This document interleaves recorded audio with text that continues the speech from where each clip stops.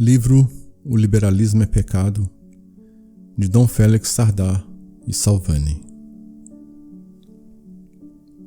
Capítulo 7. Em que consiste principalmente a razão intrínseca do chamado liberalismo católico? Se bem refletirmos, a essência íntima do liberalismo chamado católico, por outras palavras, catolicismo liberal, consiste provavelmente apenas num falso conceito do ato de fé. Segundo o seu modo de pensar, os católicos liberais parece que fundamentam todos os motivos da sua fé não na autoridade de Deus, infinitamente verdadeiro e infalível, que se dignou revelar-nos o caminho único que nos há de conduzir à bem-aventurança sobrenatural, mas na livre apreciação de um juízo individual que lhes dita ser melhor uma crença que outra qualquer. Não querem reconhecer o magistério da Igreja, único autorizado por Deus para propor aos fiéis a doutrina revelada e determinar-lhe o sentido genuíno. Antes, arvorando-se eles em juízes da doutrina, admitem a parte que bem lhes parece, reservando-se não obstante o direito de crer na contrária, sempre que razões aparentes pareçam provar-lhes ser hoje falso o que ontem aceitavam como verdadeiro. Para a refutação de semelhante teoria, basta conhecer a doutrina fundamental de fide exposta sobre esta matéria pelo Santo Concílio do Vaticano. Demais, chamam-se católicos porque creem firmemente que o catolicismo é a única verdadeira revelação do Filho de Deus. Porém, chamam-se católicos liberais ou católicos livres porque julgam que esta sua crença não lhes deve ser imposta a eles, nem a ninguém, por outro motivo superior, senão o da sua livre apreciação. Donde resulta que, sem o pressentirem, o diabo lhes substitui arteiramente o princípio sobrenatural da fé pelo princípio naturalista do livre exame. E assim, ainda que julguem ter fé nas verdades cristãs, não a têm, mas apenas simples convicção humana, o que é essencialmente distinto. A consequência é que julgam a sua inteligência livre em crer ou não crer, e igualmente livre a de todos os outros. Na incredulidade, pois, não veem um vício, enfermidade ou cegueira voluntária do entendimento e mais ainda do coração, mas sim um ato lícito da jurisprudência interna de cada um, tão senhor de si para crer como para não admitir crença alguma. Por isso, coaduna-se com este princípio o horror a toda a pressão moral ou física que externamente venha a castigar ou prevenir a heresia. E daí o horror às legislações civis francamente católicas. Daí o respeito sumo com que entendem deve ser tratada sempre as convicções alheias, ainda as mais opostas à verdade revelada.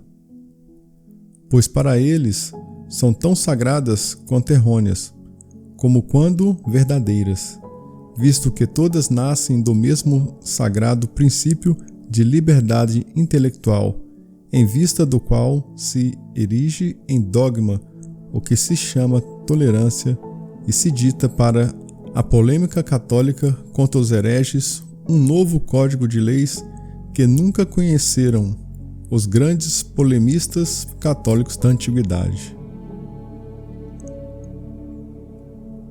Sendo essencialmente naturalista, o conceito primário da fé, segue-se daí que há de ser naturalista todo o seu entendimento no indivíduo e na sociedade.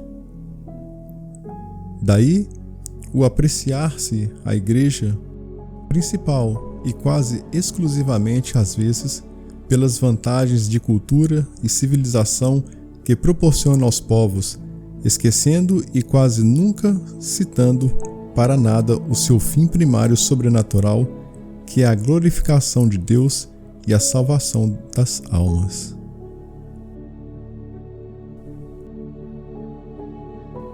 Daquele falso conceito aparecem eivadas várias apologias católicas que se escrevem na época atual.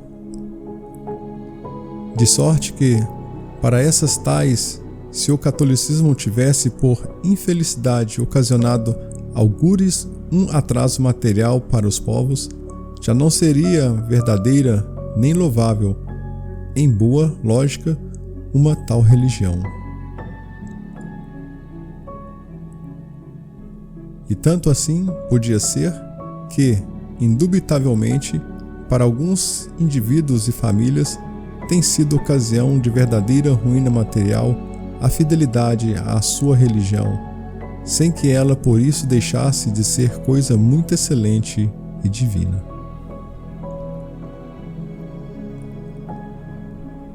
É este o critério que dirige a pena da maior parte dos periódicos liberais, que se lamentam a demolição de um templo, só apontam nisso a profanação da arte.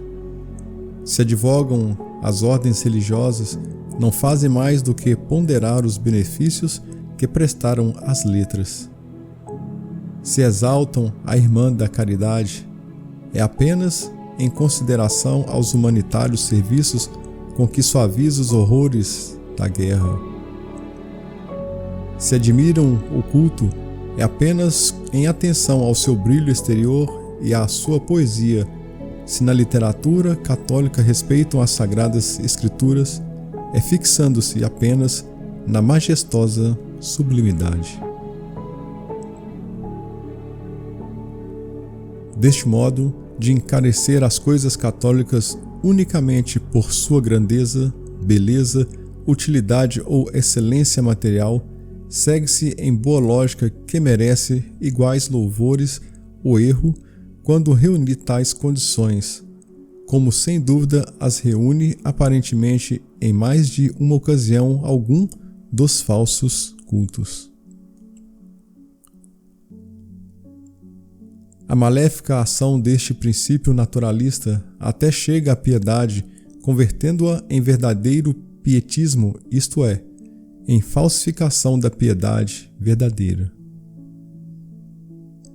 Assim, o vemos em tantas pessoas que não buscam nas práticas religiosas mais que a emoção, o que é puro sensualismo da alma e nada mais. Assim aparece inteiramente desvirtuado hoje em dia em muitas almas o ascetismo cristão, que é a purificação do coração por meio do enfraquecimento dos apetites, e desconhecido o misticismo cristão, que não é a emoção, nem a consolação interior, nem alguma outra dessas delícias humanas, senão a união com Deus por meio da sujeição à sua santíssima vontade e por meio do amor sobrenatural. Por isso, é catolicismo liberal, ou melhor, catolicismo falso, grande parte do catolicismo usado hoje por certas pessoas. Não é catolicismo, é mero naturalismo, é racionalismo puro, é paganismo com linguagem e formas católicas, se nos permitem a expressão.